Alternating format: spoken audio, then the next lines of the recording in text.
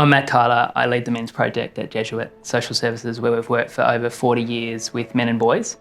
Men and boys who are oftentimes in crisis. One of our first pieces of work was our man box research.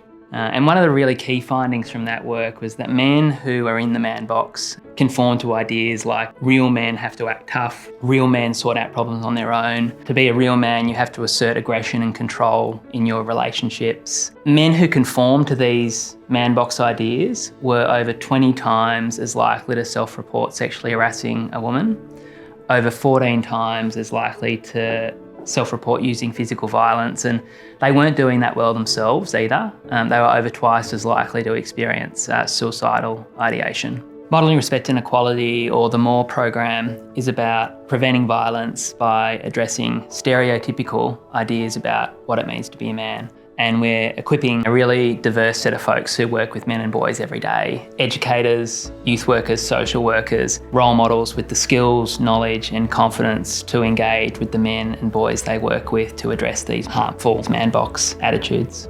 Our core business is to try and reduce reoffending in young people, and we do that through a number of training and employment programs in prison and the community. The attraction of the program for us was the ability to get some skills and knowledge that might help us positively impact on the behaviours of the cohort of people we're dealing with. I think in terms of masculinity, everyone's got a different perception of what's positive and negative.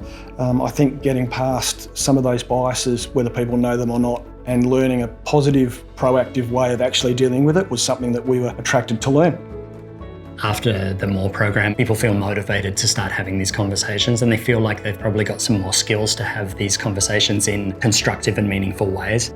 The program was absolutely amazing, and it really has changed my perspective on how I look at family violence and the importance of engaging boys and men as part of that discussion. There was nothing like this around for me when I was a young man, struggling with certain aspects of my own masculinity, particularly around sort of maybe emotional stoicism and that need to be tough and confident and in control all the time, solving my problems with violence and that sort of thing. So maybe we can change this narrative a little bit so that if we broaden our understanding of what masculinity is, give men sort of permission and choices about the kind of men that they want to be and the character traits and attributes that they can embody as men, we can shift away from that very limited narrative that we're dished up that can lead to things like violence. Every day you hear of a woman that's a victim of violence, and it's just heart-wrenching. It's really important that we have these discussions and talk about things that really impact on all families in our community. I don't think there's ever a point where you stop learning. I think you should actively look to do it, and I think that's one of those areas that's key.